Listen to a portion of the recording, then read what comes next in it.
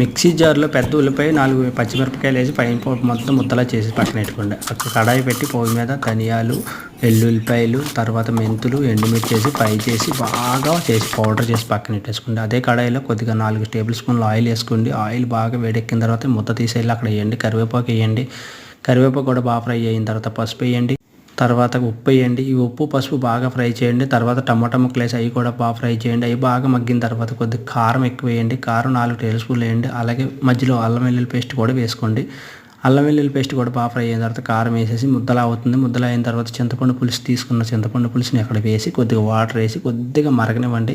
సిమ్లో మరిగేటప్పుడు బాగా మసిలేటప్పుడు మనకి చేప ముక్కలన్నీ తీసి అక్కడ వేయండి. చేప ముక్కలు అక్కడ వేసిన తర్వాత ఒక 5 నిమిషాలు మూత పెట్టి తీయకండి. 5 నిమిషాలు కూడా సిమ్లో ఉంచండి. మొత్తం కూడా ముక్కలన్నీ ఉడికిపోయిన తర్వాత మనం ముందుగా చేసుకుంటున్న మసాలా ఉంది కదండి, అదంతా పౌడర్ ఇక్కడ వేసేయండి. ఒక 5 నిమిషాలు మూత పెట్టి తీయకుండా ఉంటే సరే అండి, అయిపోయిందండి. సూపర్ అండి, సూపరు.